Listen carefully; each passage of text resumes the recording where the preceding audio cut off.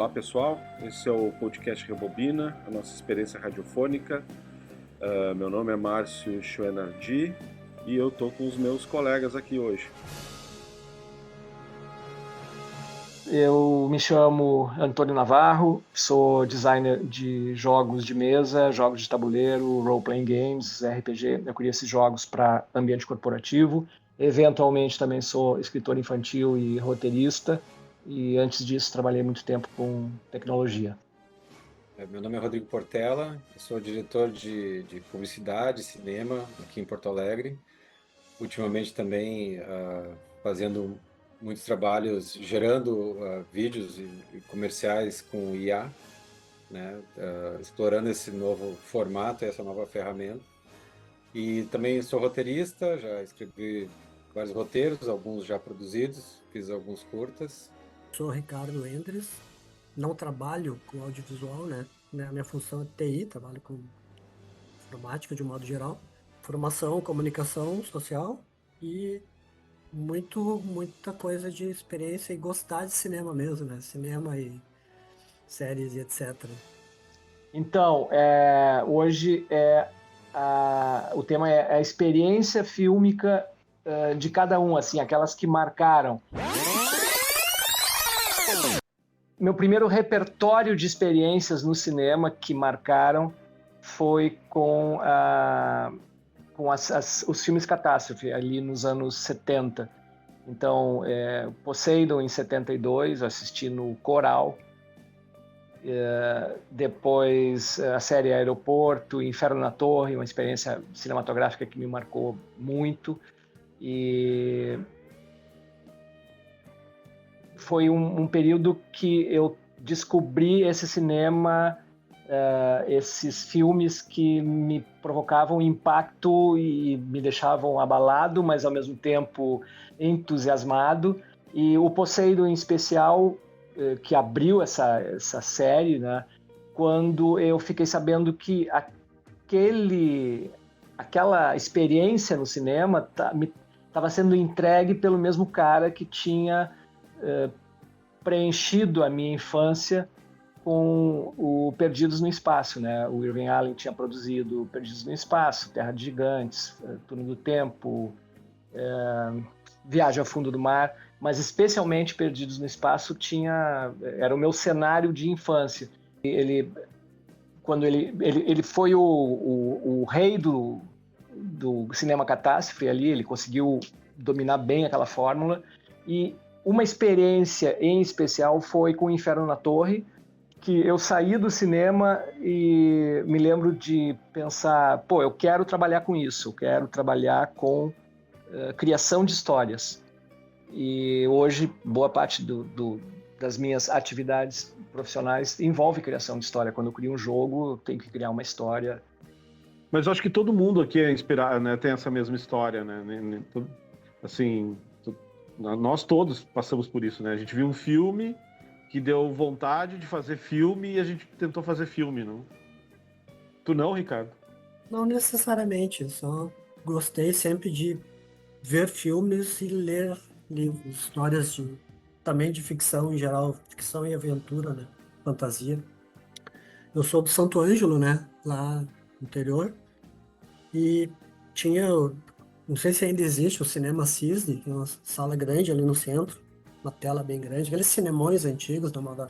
Então, pô, qualquer filme clássico que é hoje clássico, que iniciou a partir da década de 70, eu assisti na estreia lá em Santo Ângelo, não que fosse na mesma estreia, né? Porque lá demorava, tipo, 2 meses para chegar os filmes lá. Desculpa, Ricardo, qual é a distância de Santo Ângelo de Porto Alegre? É longe, né? Era 450 quilômetros, uma coisa assim. Bom, ainda é 450 quilômetros, não saiu de Santo Era, Ângelo. eu digo que eu ia falar Andou um do pouquinho, tempo, andou um pouquinho. dava umas 5 horas de viagem, 5 e meia, Sim, dependendo, né? Mas mesmo assim, Porto Alegre também demorava para estrear, tipo, lançamento real, Estados Unidos, aí vinha, era um rolo né? Não tinha tantos rolos, né? Hoje, é. internet, dados, enfim. E aí, qualquer Isso. filme que tu lembrar de clássicos, né? Star Wars, Tubarão, Tubarão Vi de Tarde. Nossa, Vi Gremlins agora esses dias aqui pelo satélite aqui onde eu tô. O Gremlins, né? Tava revendo aqui, eu nem lembrava da história direito. Goonies, nossa, difícil lembrar os nomes dos filmes porque são tantos.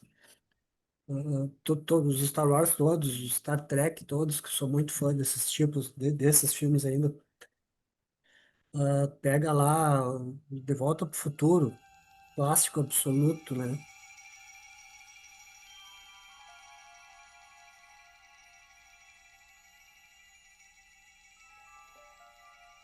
Essa coisa que o Navarro comenta de sair do cinema e achar assim, bah, eu vou trabalhar com isso, eu quero fazer isso. Eu tive vendo na tela quente o De Volta para o Futuro com luz ligada, com intervalo, né, a cada 10, 15 minutos. E ao mesmo tempo eu imerso na história, a vida mudou ali, era uma coisa que eu queria trabalhar com aquilo, eu queria fazer cinema porque eu vi o De Volta para o Futuro. Antes disso eu queria ser arqueólogo, não sei por quê, mas antes de Indiana Jones, talvez? é, eu queria ser arqueólogo por causa do Indiana Jones, achava aquilo muito maluco, maravilhoso. Aliás, para mim o melhor Indiana Jones é o Templo da Perdição, mais aventura assim, que eu acho. Porque foi o primeiro que me foi apresentado também, né? Com esse, aí já com uma VHS, que eu acabei vendo uma VHS, enfim. Então, É. Isso que tu falou, Ricardo, escolhe. da demora para estrear aqui no Brasil, eu acho que isso ajudava a preparar o clima para quando lançava aqui. Criar Porque o expectativa, filme, né? a expectativa, exatamente. O filme lançava nos Estados Unidos, aí estourava. Então já virava notícia. Sim, E tu começava a ler matéria em revista, começavam a vazar algumas informações, mas nunca tinha perigo de spoiler, assim, era uma coisa bem mais cuidadosa. Então, quando o sim. filme entrava aqui, que normalmente era 6 meses depois, ou às vezes um ano depois, Inferno na Torre, por conta dos incêndios do Joelma e do Andraus, Lembro que disso. tinham, que tinham acontecido fazia 2 anos, 3 anos no Brasil, eles decidiram adiar um ano a estreia do filme aqui. Então, lá nos Estados Unidos estreou em dezembro de 74, aqui foi em novembro de 75. Quando acontecia o lançamento do filme, o clímax estava. Tu conseguia sentir no ar a expectativa, estava todo mundo já sabendo o que esperar, né? E isso dilui bastante hoje por conta da. Sem falar que lá o lançamento, eu digo lá, anos 70, né? Que foi Sim. as experiências que mais me marcaram. Mesmo É, 80 também era assim. também, exato. Não competia com nada, né? Então, quando acontecia um lançamento, era um evento. E no cinema já era um evento. E quando o filme vinha cercado de expectativa, notícias de bilheteria recorde, isso tomava conta da mídia e era aquilo. Tu via aquilo na TV, o trailer na TV, no intervalo da novela da noite, os jornais, telejornais falavam sobre o filme, saía matéria, capa em revista, e hoje isso está totalmente diluído, né? Então, não, o lançamento no cinema compete com vários outros estímulos. Mas as experiências também que vocês falaram, eu me lembrei do Rodrigo falou, a minha experiência também foi com os Trapalhões, os primeiros filmes dos Trapalhões, assim. Me lembro de ir com meu pai ver. Eu estava até pesquisando aqui, o primeiro que eu vi foi Os Trapalhões na Minas do Rei Salomão. E eu fui pesquisar elenco, eu não sei por quê, porque eu tinha um medo desgraçado de uma bruxa que aparecia no final, e eu descobri que ela é mãe da Morena Baccarin, aquela atriz americana. Ah, que Sim, a legal. brasileira que está em Brasileira. Hollywood hoje. Exatamente, a mulher que fazia a bruxa nesse filme, Os Trapalhões das Minas do Rei Salomão, é a mãe dela. Mas, e era, cara, eu revi esse filme esses tempos, acho que entrou todos no Prime agora, para ver como é que eu me sentia em relação à bruxa, e eu ainda tenho um pouco de medo dela. E acho que tem umas coisas muito legais nesse filme dela voando, é uma tela escura, ela joga bomba neles e tal. Era sessões de cinema, e era que nem o Rodrigo falou, parece que tinha um filme dos Trapalhões toda semana, né? O que eu me lembro de ver foi esse, eu acho que eu devo ter ido ver mais uns dois, depois eu meio que enchi o saco dos Trapalhões, assim. E Vera daí eu Seta, fui... a Hã? bruxa. Vera Seta. Vera Seta é o nome dela, exatamente, mãe da Morena Baccarin. Legal. Então, mas a quantidade de filme que a gente tinha na televisão, cara, é a mesma formação do Rodrigo a minha, assim. Apesar de ter visto coisas no cinema, o Guerra nas Estrelas, que é o filme assim, pô, também quero fazer cinema, eu vi na televisão, na Manchete, numa exibição da Manchete, né? Sim. Com a mesma problemática do Rodrigo, assim, com a minha irmã do lado enchendo o saco e comercial. Mas, Dublado. cara, dublado. Mas a dublagem era muito boa. Aquela dublagem era muito sim. boa. Não se orgulhe tanto deste terror tecnológico que construíram. A capacidade para destruir um planeta é insignificante diante do poder da força. Isso que a gente tinha falado, Ricardo, do Hum, tempo que demorava para o filme estrear no Brasil, eu e quero aí... comentar uma coisa sobre isso também. tá. Mas vai. A expectativa, eu me lembro que a série de Star Trek, Jornada nas Estrelas, eu descobri a revista Starlog logo depois do primeiro filme, dirigido pelo Robert Wise, o The Motion Picture, né? E tinha uma banca aqui em Porto Alegre, no centro, que vendia revista importada. E aí eu comecei a reservar, eu pagava antecipado, o cara guardava, porque chegava 2, 3 Starlog, que era uma revista americana especializada em ficção científica.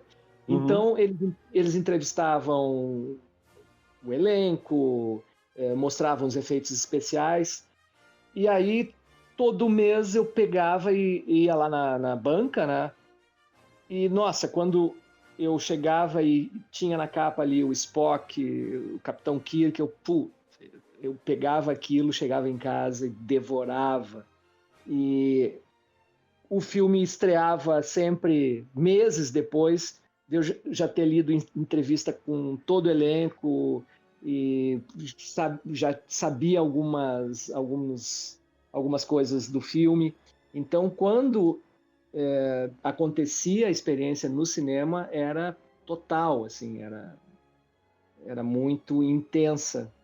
Claro, isso acontecia com quem estava... Era um filme que te despertava uma paixão e tu buscava mais referências, né? Isso tem a ver com a bolha que o Marty falou, né? Que tu gosta muito de determinado tipo de filme. Por exemplo, eu sou fã do Star Trek. Eu Aham. consumo o material do Star Trek, tipo a revista de ficção que vai trazer assuntos sobre o Star Trek. E o lance da expectativa, hoje, ela acontece também, mas de um outro jeito, né? Porque, por exemplo, não é depois que sai o filme lá, que enquanto eu espero o filme sair aqui para eu assistir, que eu fico vendo notícia aqui e ali. Hoje a gente já está sabendo que os caras anunciaram que vão Sim, começar a fazer um filme sim, daquela linha que eu gosto. Ah, vamos fazer um filme do Star Wars da Rey, por exemplo, que eu não gostaria que fizesse. E aí, pô, eu já começo a procurar, né? Procurar notícia, eu vejo no YouTube ali, canal, os caras trazendo notícia, eu vejo matéria na internet sobre como é que vai ser o filme, o que que o roteiro traz, aí o problema que deu. Tipo, a gente cria essa expectativa ainda sim, hoje, sim. né? Naquele filme, mas daí eu vou atrás daquele que eu curto, que eu gosto, né, que Uhum, eu quero saber o que que vai acontecer. Que é quase paralelo, né, do passado que lançava o filme, começavam a falar até eu uhum. assistir e já tinha. Então, quase acontece isso de uma outra forma também hoje. Sim, sim. Mas eu acho que tinha uma coisa do passado, talvez, eu não sei, eu acho que era mais. Como é que eu vou dizer? Eu acho que não é que não tinha bolha, tá? Tinha as preferências também, a gente tinha, É, mas a gente assistia de tudo, sim. porque lançava. Então, assim, eu me lembro de ver Perdas e Danos, do Louis Malle, no Louis Malle. Sabe, não era um filme que eu precisava ver, assim, Mas lançava, assim, tu tinha um outro, os filmes chegavam e tinha com uma outra, era cinema, era isso que meio que importava de alguma maneira. Exatamente, É. exatamente. Tu ia atrás das histórias, essa diversidade de histórias, claro, era mais legal quando tinha um filme de ação, de aventura, de ficção que tu gostava, de terror, né? Mas eu acho que tinha mais assim a abertura para gêneros, para me parece que a gente tinha mais que as coisas chegavam mais amplamente e todo mundo consumia mais, era mais cruzado, né? As coisas eram mais Exatamente. cruzadas. Mas é isso que eu falei. Antes tu tinha expectativa dos poucos que lançavam, que não era tanto como hoje. É, E hoje tu cria essa expectativa, mas só naqueles que tu vai é, atrás, né? Hoje tu é. vai na bolha. No passado, pô, filme de terror ou suspense eu não gosto, né? Mesmo exemplo teu. Aí eu lembro de V7, por exemplo, Aham, no cinema, porque era um filme que ia dar no domingo de noite lá. Pô, o sim. filme é sensacional, eu fui ver. Ah, aquele outro dos Silence of the Lambs, né? O Silêncio dos Inocentes. Tipo, não é um filme do estilo de filme que eu goste de assistir, suspense, né, cara, Uhum. assassino, canibal. Mas, pô, é um filme que dava domingo de noite no cinema, e aí que tu ia lá ver. E aí, pô, o filme é genial, né? Daí E tu, não, como é que chama? Tu aproveitava coisas que hoje tu não vai atrás, tu não vai ver, né? não, e tinha uma coisa, o quanto que tu sabia daquele filme até aí ver? Eu entrei na sala, por exemplo, a história que eu sempre. Eu vi Goonies revoltado, sem saber o que era, porque eu queria ter visto Conan 2. Ah, Eu, sim. meu primo me levou lá em Santa Maria. Me levou. O Rodrigo travou? Não, Tá. tô aqui. Ah, parado. Fica se mexendo, Rodrigo. Paradão assim. Não, o meu primo levou eu e outros primos de São Paulo, tava lá em Santa Maria todo mundo. E crente, eu saí da casa dele aquele dia crente que eu ia ver Conan 2. Chegamos lá atrasados para a sessão do Conan 2. Eu tinha visto Conan 1 e era sensacional. Eu disse, O porra, Conan é bom, é. porra, bom pra caramba. Aí, tem esse outro filme aqui, vamos ver esse aqui. Eu, puta, que filme é esse, cara? Eu nem sabia que filme era. Eu vi Goonies, né? Que, enfim, é o que é dos anos 80, assim, né? Nem é hoje o meu filme mais preferido dos anos 80, mas ele é muito. Mas foi uma puta sessão de cinema. Puta E é sessão de bem cinema. melhor que Conan 2, né?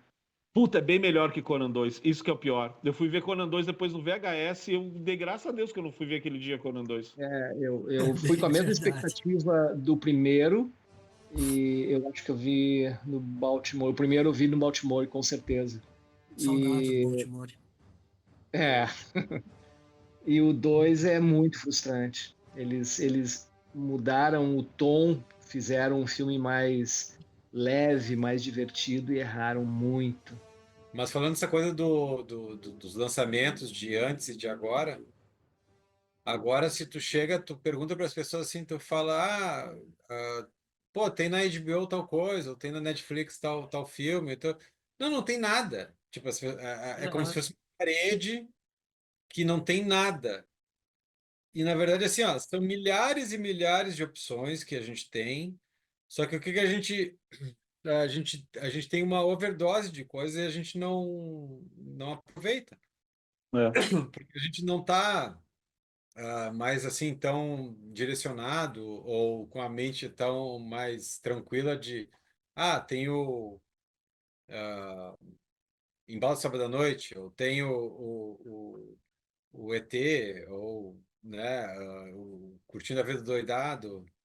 Tu ficava com aquele filme, com aquele universo, ou aquele filme ia passar na TV, né? Ou era o que estava passando no cinema.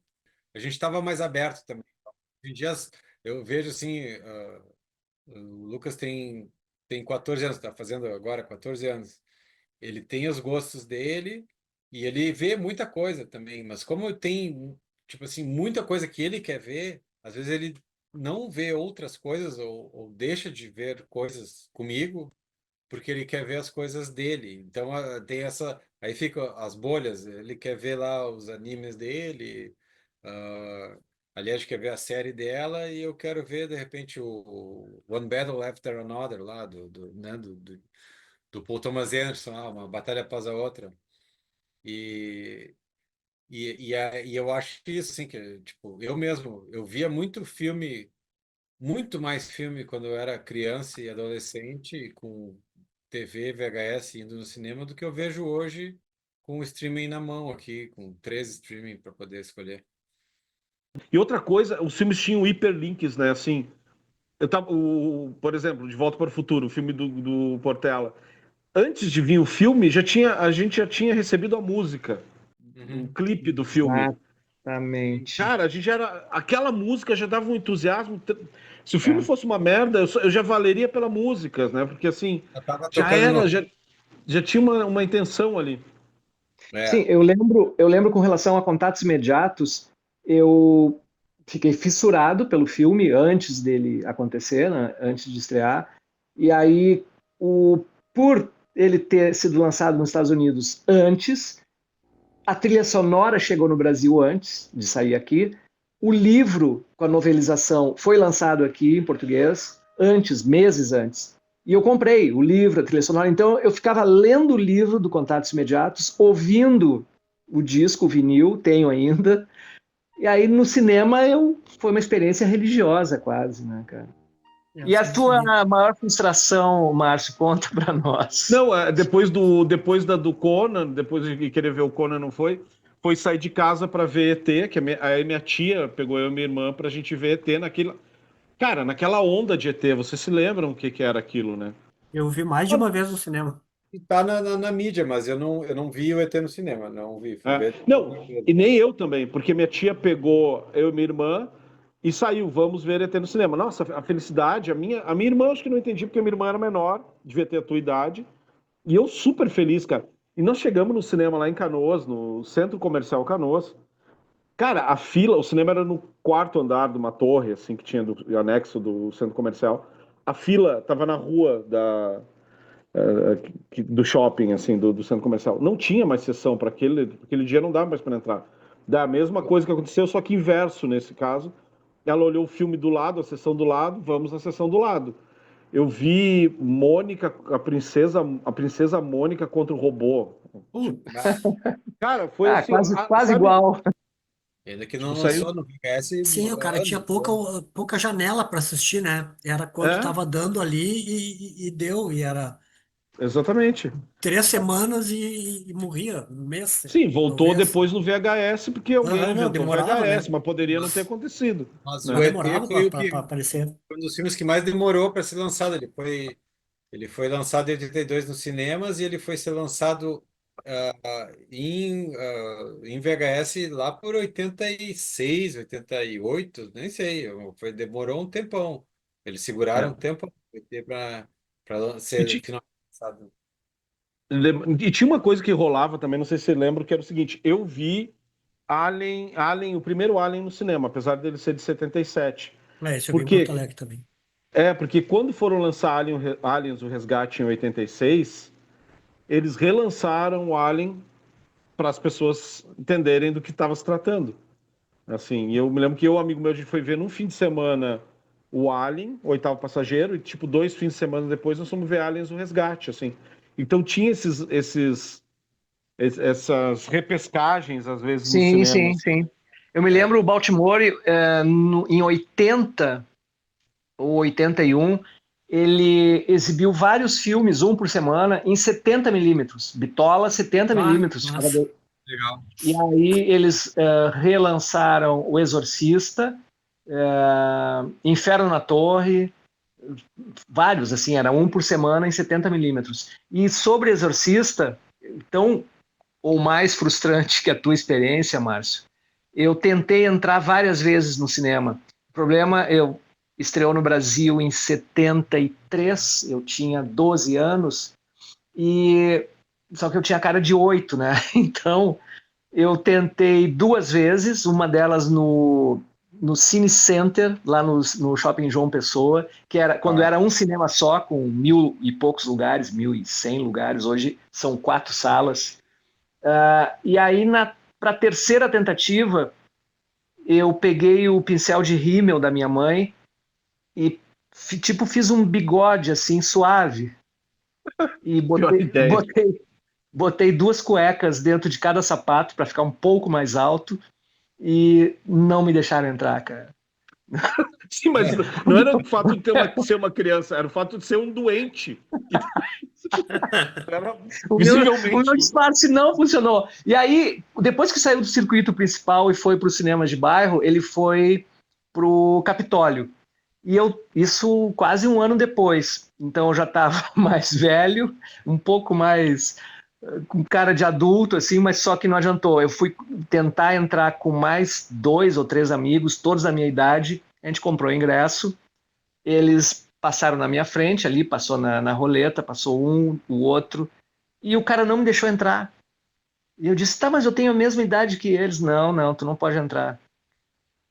Aí eu saí quase chorando do cinema, fui numa banca de revista, comprei uma ficha telefônica, peguei o telefone do Capitólio, liguei, quase chorando, e falei para quem atendeu, olha, o porteiro de vocês deixou entrar vários menores de idade aí na sessão do Exorcista.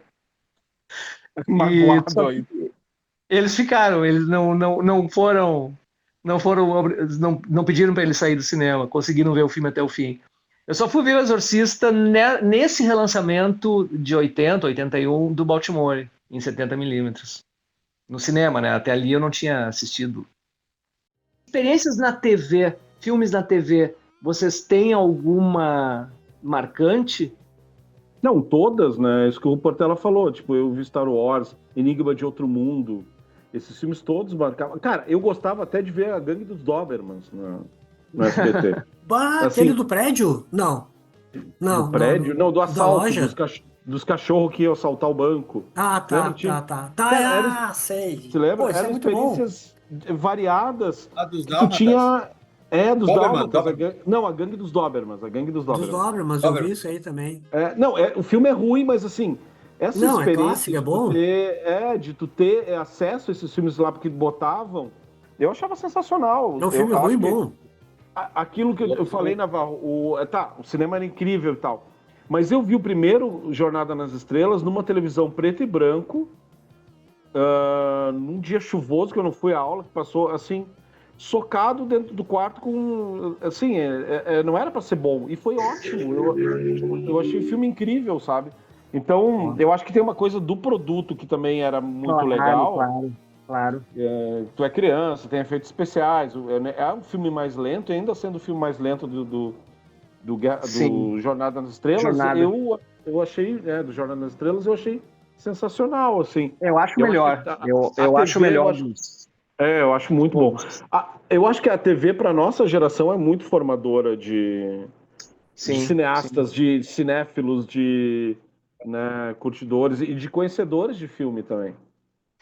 A experiência na TV mais marcante para mim, aí tem uma relação afetiva, que foi um filme que eu assisti com o meu pai, O Dia em que a Terra Parou, também do Robert Wise, que dirigiu o Jornada nas Estrelas, o preto e branco. E essa experiência de ver o filme com ele, era um sábado de tarde, e foi muito marcante, muito marcante. Eu tenho várias versões do filme colorizado, DVD, Blu-ray, e é um filme que volta e meia eu assisto novamente, porque ele envelheceu muito bem, apesar dos efeitos especiais serem bem datados, eu acho que ele envelheceu muito bem.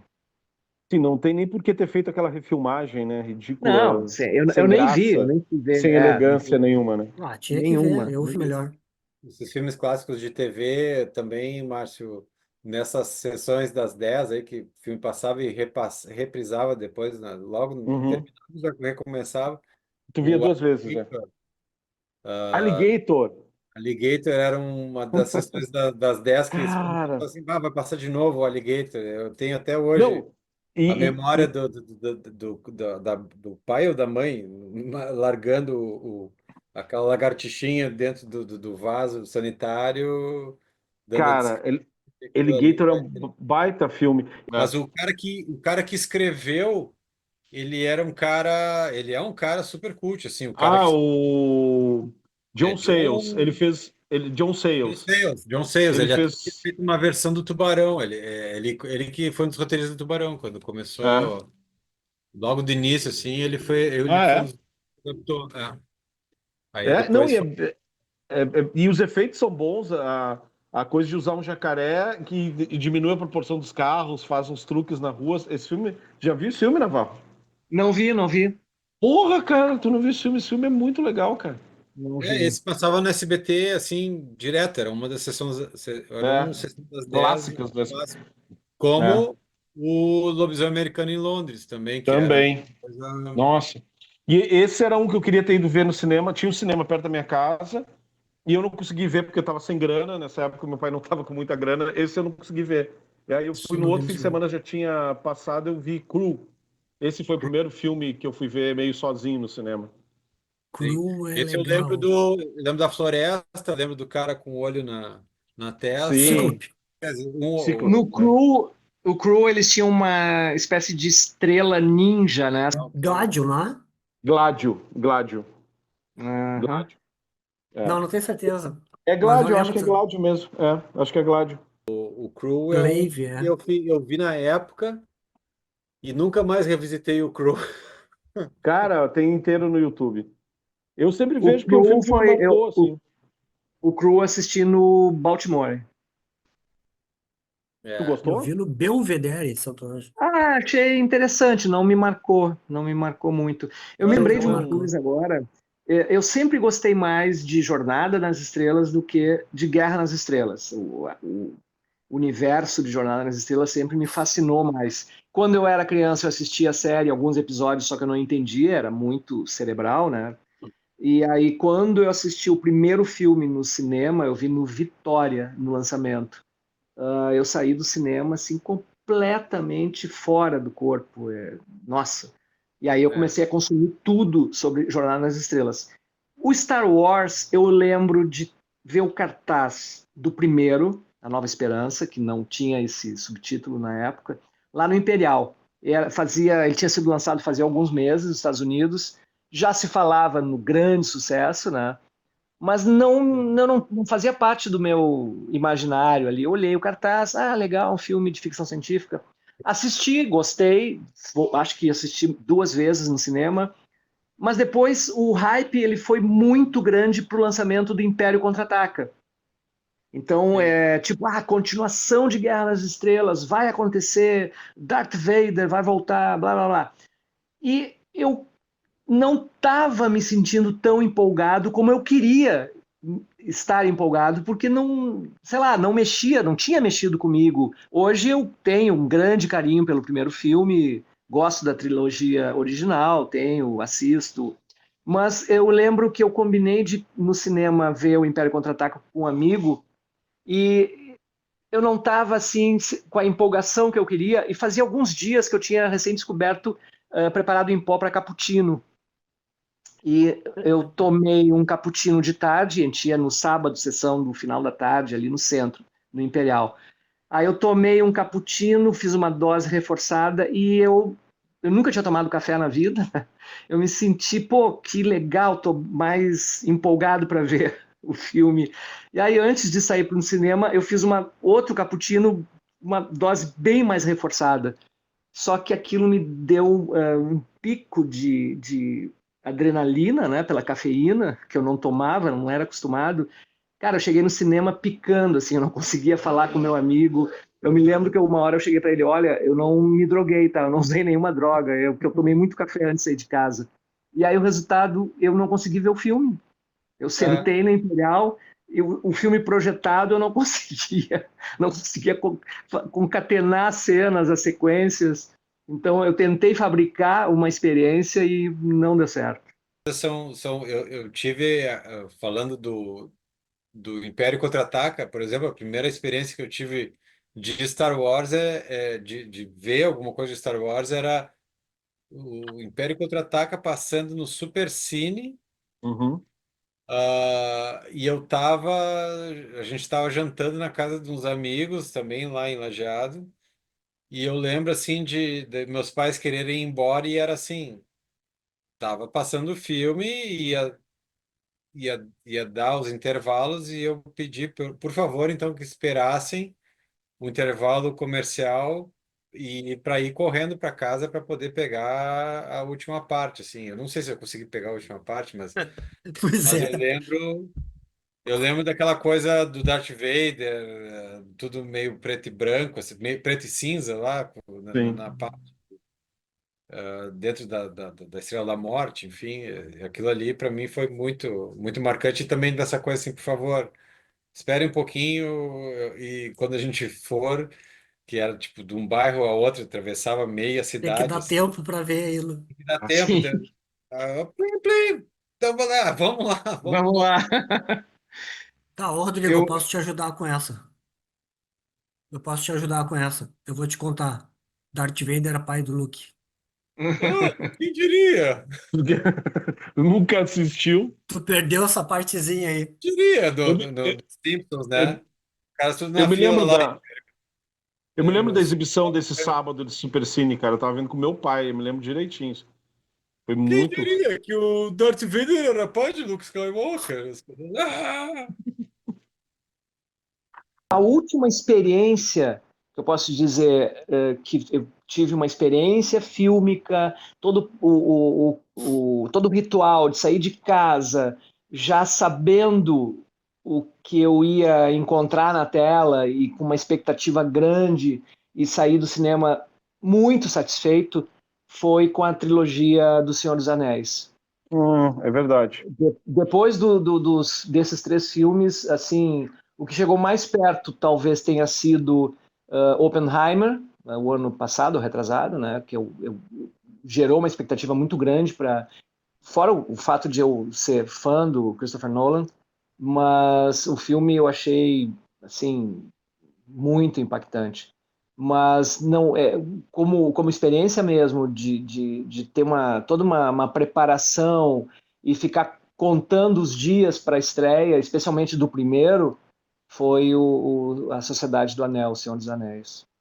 Eu gostei muito também dos três. Eu tinha lido os livros também antes. Mas Sim, sim, exatamente, eu também. tu citou O Senhor dos Anéis, a trilogia, e o É, Oppenheimer. Nesse meio tempo aí rolou o Avatar, o primeiro filme. Não teria sido também uma. Não foi, pelo menos eu acho que foi uma, para mim não, para mim eu imagino que uma coisa, um teve muita evento. gente que foi, eu conheço pessoas que foi quase uma experiência religiosa, mas para mim não chegou, assim, eu gostei muito do primeiro, gostei do segundo, não vi o terceiro porque quando eu fiquei sabendo que era mais do mesmo, era praticamente o Eu, segundo repetido, eu não tive eu já achei o interesse, segundo então mais do mesmo. É. é, Mas é. eu gostei muito do Avatar quando eu fui ver. E eu entendo essa tua sensação do Senhor dos Anéis, que eu tive também, eu acho que foi. Mas Uhum. estranhamente, eu acho que eu vou voltar pro James Cameron. A última vez que eu vi um filme que eu fiquei, assim, que foi pra mim cinemão, não foi nem o Titanic, que foi muito legal também. Foi o Exterminador Uhum. do Futuro 2. Que foi assim, eu acho que a última vez. Acho que ali foi o momento que eu acho que talvez eu tenha abandonado a adolescência. Assim, no sentido. O último filme que eu vi como adolescente, talvez. Saca? Uhum. Uhum. Como. Então, para mim, então, às vezes tem essa sensação de ser o último filme que realmente eu fiquei muito assim, cinema, como eu nunca tinha, assim, experimentado das outras. Eu tinha já experimentado, sabe? Porque mesmo o Titanic, mesmo o Senhor dos Anéis, eu acho que já está numa outra conformidade para mim, numa outra época. E o Exterminador do Futuro 2, ele foi um evento também, né? Então, quando eu vi, me lembro com os meus amigos, era um evento, assim, né? Ele Eu é me um lembro de ter assistido no Cacique na estreia. Ele é um cinema de evento, ele é um cinema evento, assim, como se chama, né? E ele é um filme, é o filme de ação perfeito, é considerado um dos melhores É, filmes de ação já feitos, assim. É, e Enfim, eu acho que ele é também meio quase a despedida também, ele é 92, né? E eu acho que tem uma coisa também na minha cabeça, que ele é a despedida dos efeitos práticos, que começa depois ali o CGI, né? Daí vem Parque dos isso. Dinossauros, ele. Exato, exato. Assim, ele é o último filme que ele é um dos primeiros filmes que vem CGI a full, né? Tinha outros que já tinham experimentado e tal, mas é o primeiro que funciona muito e é o melhor ainda, assim. Depois o CGI banaliza, vira um negócio que Aquele, hoje virou sim, IA, né? Aquele outro do James Cameron O que tem Segredo do uma. Abismo. O Segredo do é da Abismo. Isso, mesma. não foi antes? Foi antes. Mas é que ele não tem um impacto visual tão grande e tão orgânico quanto tem o Exterminador do Futuro 2, entendeu? A Ele é cena muito da legal, o água. Segredo do A Abismo. cena da água, Ele, tipo cobra ali. é, ele é super legal. Mas no Exterminador do Futuro 2, aquilo é muito essencial para a história, né? Assim, e é muito elaborado, tem uns planos muito elaborados, assim. Então, ele marca, né? Assim, Para vocês, esse excesso de efeitos digitais não quebra um pouco a conexão com o filme, não esfria, não dilui um pouco a experiência de estar vivenciando o filme ali no cinema? É que eu acho que depende de como é feito. Tu pode pegar um filme repleto de efeitos especiais que tu nem sabe que tem efeito especial ali, né? Tá tudo Sim, escondido, tipo um Forrest Gump, ou sim, sim. Sim. tem filmes que são puro efeito especial, mas a história é o carro-chefe. Tem outros que o efeito especial é pelo efeito especial e pela Tá explosão. certo, tá certo. E aí eu me lembro do Senhor dos Anéis, que é repleto de sim. efeitos digitais, mas a história é tão mais forte que tu esquece dos efeitos especiais. Eu Sim, concordo, exato. verdade. Que é a Funciona. lógica do George Lucas também, né? Que, tipo, no caso, ele queria contar a história da família. Se tem nave, se tem coisa, tem, mas Uhum. o que importa é contar a história dos Skywalker lá, enfim, toda a saga. E funciona quando ajuda a contar a história, né? E não o Isso, contrário, né? exatamente. Mas vocês Exatamente. não. Mas eu tinha entendido até que o Navarro tá falando das coisas de hoje, né? Que estão É, super. hoje, sim. Os Vingadores, todas as brigas são iguais, assim, eu não sei. Aham. É realista? Mas não é realista mais também, né? Porque, assim, tá tudo muito parecido, muito igual os renders. Eu nem sei É, tecnicamente como dizer, mas eu acho que como ficou assim, tem acesso, os caras foram criando cenas meio assim, é o que o Rodrigo falou, tem coisa. Antes, o que acontecia? Não, pensa bem aí, escreve bem o que tu tá pensando, porque isso aqui custa caro. Então, assim, elabora, lá vai lapidando, lapidando, lapidando, sobra uma cena que ela, por si só, tem que funcionar muito, porque ela é quase a única cena de efeito. Hoje tu tem muitas cenas de efeito e elas estão sim. banalizadas, frouxas, assim, dentro da história, né? Elas ficam repetitivas. Tanto que dá para te montar os filmes um com o outro, porque ele já não tem mais personalidade. Pode É montar qualquer verdade, filme com qualquer filme. verdade. Quando E se falava, né? tá acontecendo um resgate de efeitos práticos, né? Tem diretores que. E isso tá inclusive fazendo parte da divulgação do marketing de alguns filmes quando usa. Por exemplo, esse último Alien, as naves são maquetes, não são CGI. O Bom, diretor fez questão de filmar em maquete, com maquete, as naves no espaço. uhum. Então, e isso foi divulgado junto para o marketing do filme, efeitos práticos, e tem um resgate e as pessoas, mesmo quando tu vê que é um animatronic, que tem um mecanismo ali por trás, eu, pelo menos, prefiro ter essa percepção que é um boneco, né, entre aspas, do que uma coisa absolutamente perfeita, só que uma virada de dedo, aquilo é um desenho animado. Foi todo Sim, feito na tela do computador e não Você- menosprezando o trabalho que dá esses Fazer, né? profissionais que cuidam dos efeitos digitais. Claro, é um puta trabalho. uhum. Só que, para mim, não quebra um pouco a conexão com o filme. Será que é nostalgia minha, o apego, mas eu prefiro muito mais o King Kong de 76 do que o do Peter Jackson. E eu Ah, tinha não, tudo toda para a gostar vida. do Peter Jackson. Ah, com Mas toda a certeza. vida. Toda a vida. Toda a vida. Eu adoro E sem aquele falar King na trilha, Kong também. na, Eu- na eu- trilha eu- sonora do John Barry, né? E a gente vai fazer um Oh, programa, um episódio só sobre trilhas sonoras. uhum. E A trilha sonora do John Barry é metade do filme, eu acho. Nossa, o cara é o maquiador vestido de macaco, né, em muitas cenas. Eu não lembro, é o Rick Baker, eu acho que é o Rick Exatamente. Baker. Sim. Mas é interessante que na divulgação, eu lembro, inclusive eu tenho as revistas recortadas com a divulgação na época do lançamento do filme no Brasil. Eles não falavam que tinha cenas com uma pessoa usando roupa de macaco. Eles sempre mostravam o macaco de, sei lá, 20 metros de altura, animatronic. Quem criou Mostrava foi o aquela Carlo... mão. Exato, foi o Carlo Rambaldi, um técnico de efeitos especiais italiano, que criou também o boneco do ET. ET, exatamente, O ETzinho que dá tchau no Contas Imediatas e depois isso aí também, é verdade, é verdade. Eu acho que ele tá em algum filme do John Carpenter também, mas não é no Enigma de Outro Mundo. Mas o macaco é muito, assim, o filme tem várias falhas, né? Mas eu acho ele muito assim, muito charmoso. Ele é muito charmoso, eu acho, ainda pela trilha do John Barry mesmo, que conduz um charme. Uhum. E o diretor é o mesmo do Inferno na Torre, né? Um dos diretores do Inferno na Torre, né? Sim, John Guillermin. John Guillermin.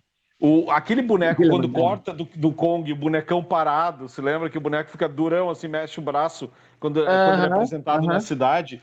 É super boneco, mas é super legal também. Muito, assim, muito. É muito...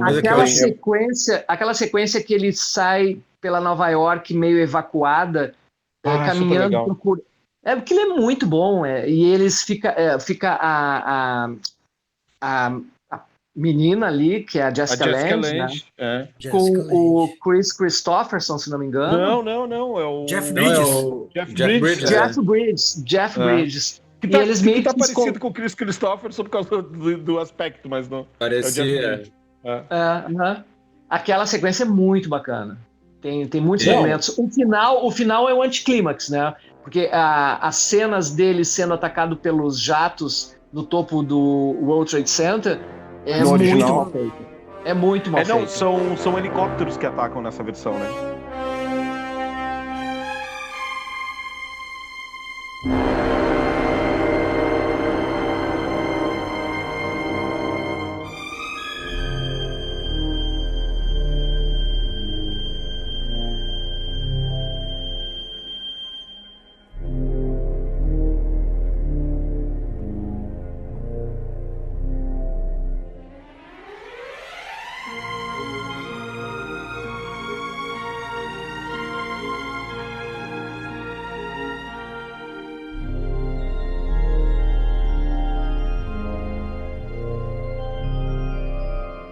Então nós chegamos à conclusão que nosso passado é glorioso, mas o presente nem tanto e o futuro... Sombrio. Sombrio, né? Porque... O futuro a Deus pertence e a IA também. Será que a gente está muito nostálgico? A gente está velho? O Ricardo tá eu discordo com relação a IA. Eu acho que não vai... causar. Não vai substituir. Eu não sei, cara. Não vai causar a esse ponto. Acho que não. O que acontece? Vai sempre existir essa experiência do cinema de tu ver o filme. Pelo menos a gente espera, né, que sempre possam existir salas que a gente vá lá, todo mundo numa comunidade assistir, ter uma experiência juntos. O grande balizador de tudo vai ser o público, sempre. O público é que vai dizer o que vai se erguer e o que vai morrer na praia, assim. Vocês viram aquele vídeo do Brad Pitt lutando com o Tom Cruise no telhado do edifício? Cara, assim, 100% impossível de saber que aquilo não é verdadeiro, que não são os atores ali. Tá muito real. Só que tu aguenta um filme de 1h30, 2 horas, todo gerado assim? Isso aí... vão ter pessoas que vão querer fazer tudo pela IA, mas eu acho que usando os recursos certos ali, as ferramentas certas para ajudar a tu fazer a melhor história, Eu super concordo, assim, não sou nada contra. Eu acho se veio para ajudar, facilitar. A minha percepção é que não adianta eu ser a favor ou contra. Tá aí, Não adianta ser a favor ou contra. Não ela tem... tá aí, não adianta.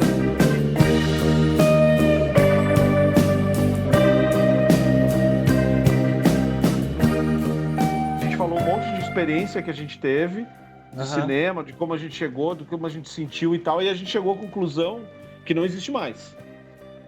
Que agora vai ser... Que existe isso, sim, vai existir, mas que também existe uma outra coisa. E a gente Eu acho tem, que isso- como a gente tem essa percepção. Isso que o Portela falou de que faz parte da natureza humana querer contar histórias. E tu contar uma história e tu saber que ela é 100% tua, ou pelo menos toda a ideia original, a semente partiu do teu coração e tu botou aquilo no papel. E tá, mesmo que tu tenha usado inteligência artificial para tapar os buracos, corrigir uma outra falha na história, o prazer final é inigualável. Isso aí não vai morrer nunca. Assim como a experiência de quem está no cinema assistindo um filme e sabendo, seja lá se porque o cara se interessou em ler mais sobre aquele filme ou porque olhou ali no jornal e escolheu aquele filme e viu alguma informação, sabendo que aquilo foi feito por um grupo de profissionais que se envolveram 6 meses, 1 ano, e escreveram e tiveram que reescrever e puseram fora o roteiro, e entende? Esse prazer de estar no cinema vendo esse tipo de produto, ele também não vai morrer. Não tem como se substituir. Eu entendo que tem uma euforia temporária com essa ferramenta, mas eu não vejo ela chegando ao ponto de matar esses dois extremos, tanto a criação quanto a experiência final de quem vai assistir.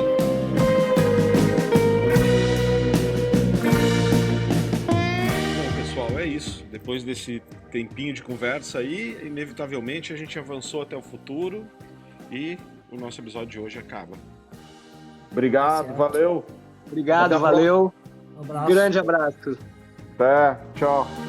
Tchau, tchau. Beijos.